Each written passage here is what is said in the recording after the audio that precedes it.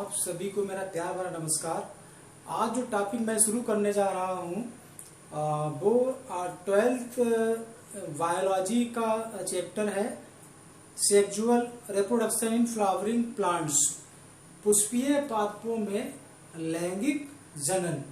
ये चैप्टर चाहे CBSE board के स्टूडेंट्स हों, चाहे यूपी बोर्ड के हों, देश के किसी भी बोर्ड के स्टूडेंट्स हों, उनके लिए बहुत ही इम्पोर्टेंट है, बहुत ही महत्वपूर्ण है।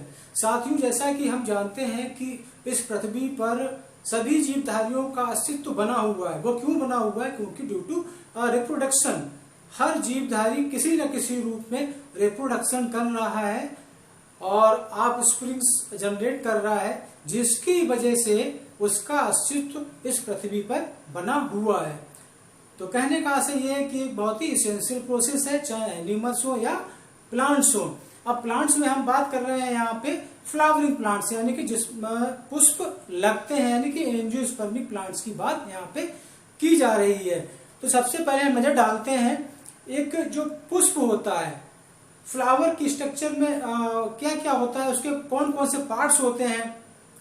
तो सबसे पहले प्रश्न ये उठता है कि फ्लावर क्या होते हैं, पुष्प होते क्या हैं। एक्चुअली में it is reproductive shoots of the plants. ये पौधे की प्रजनन शाख को निरूपित करता है, उसको ही प्रदर्शित करता है कोई भी पुष्प, क्योंकि it is a reproductive parts of the plants. अब किसी भी पुष्प में कौन कौन से भाग होते हैं, इस पे हम नजर डालते हैं। जो सबसे पहला जो पार्ट्स होता है, जो कि सहायक अंग होता है, उसको बोलते हैं हम बाह्य दलपुंज बोलते हैं, अंग्रेजी में उसको कैलिक्स बोलते हैं। उसकी इकाई सीपल होती है, सेपल बोलते हैं उसको, जो कि हरे रंग का होता है। देखिए आप इसमें हरे रंग का ये दिख रहा है यहाँ पे, इसी को हम पूरे ग्रुप को बोलेंगे कैलिक्स या बाह्य दलपुंज। और जब इसकी हम एक इकाई लेते हैं, एक यूनिट लेते हैं इस तरीके से, तो उसको हम बोलते हैं सेपल, सेपल बोलेंगे इसको। जब ये आपस में जुड़े हुए होते हैं, ऊपर तक जुड़े हुए हो ये, तब इसको बोलते हैं गैमोसेफलस कंडीशन को बोलते हैं। लेकिन ये फ्री हो, नीचे से ही अलग अलग हो, तो उसको बोलते हैं हम यहाँ पे पॉलीसेफलस कंडीशंस बोलते हैं। इनका काम क्या होता है? जब ये पुष्प खिला नहीं होता है, कलिका अवस्था में होता है, तो आप देखेंगे ये कलिका अवस्था में क्या करता है, फ्लावर को प्रोटेक्ट करता है, उसकी सुरक्षा करता है। तो यही मुख्य काम है कैलिक्स का, कि पुष्प का कलिका अवस्था में या जब बर्ड फॉर्म में होता है तो उसको प्रोटेक्ट करना। ये काम हो गया किसका? कैलिक्स का। नेक्स्ट जो सबसे मनोहर फैसिनेटिंग ऑर्गन्स, लोगों को आकर्षित करने वाला सभी जीवधारियों को, जिसे आप सामान्य भाषा में पंखुड़ी बोलते हैं, तो ये क्या होता है? कोरोला बोलता है, इसको कोरोला बोलते हैं।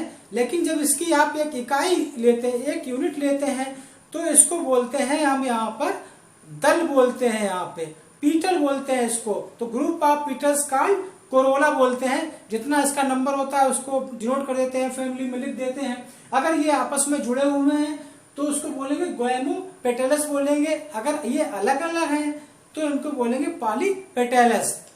इसके बाद जो थर्ड रिप्रोडक्टिव ऑर्गन्स है, मेल रिप्रोडक्टिव ऑर्गन्स है, यहाँ पे एंड्रोसियम या पुमंग बोलते हैं, उसकी इकाई को स्टेमन्स कहते हैं। तो स्टेमन्स आप यहाँ पे देखेंगे इसमें इस तरीके से, ये यहाँ पे पुंकेसर आपको दिख रहे हैं या स्टेमन्स दिख रहे हैं। इनके समूह को बोलते हैं पुमंग बोलते हैं, और एक इकाई को बोलते हैं स्टेमन्स बोलते हैं। अब स्टेमन का एक्चुअली में होता है क्या है कि it is a male reproductive parts of the flower. अब इसके बाद जो नेक्स्ट रिप्रोडक्टिव ऑर्गन्स है, बहुत महत्वपूर्ण है, गायनोसियम, जिसको जायम बोलते हैं हिंदी में, या पिस्टिल बोलते हैं अंग्रेजी में। कार्पल भी, कार्पल इसकी इकाई होती है, यूनिट होती है। ग्रुप ऑफ कार्पल्स जब होते हैं तो उनको बोलते हैं gynoecium. Actually gynoecium is a female reproductive parts of the flower. आइए हम नजर डालते हैं जरा इनका जो कार्पल की एक जो स्ट्रक्चर होती है उसके ऊपर नजर डालते हैं। यहाँ पर देखिए कि ये फिगर बना हुआ है, ये कार्पल को शो किया हुआ है यहाँ पर। तो जो सबसे ऊपर यहाँ पर स्ट्रक्चर ये दिख रही है जो कि हल्की सी बीच में धसी हुई है, तो इसको बोलते हैं यहाँ पर स्टिग्मा या वर्तिकाग्र बोलते हैं।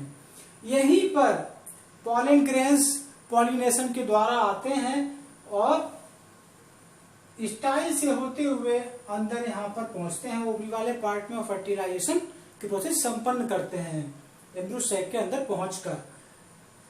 नेक्स्ट जो नलिकाकार ये स्ट्रक्चर बनी हुई है इसको बोलते हैं स्टाइल या वर्तिका बोलते हैं।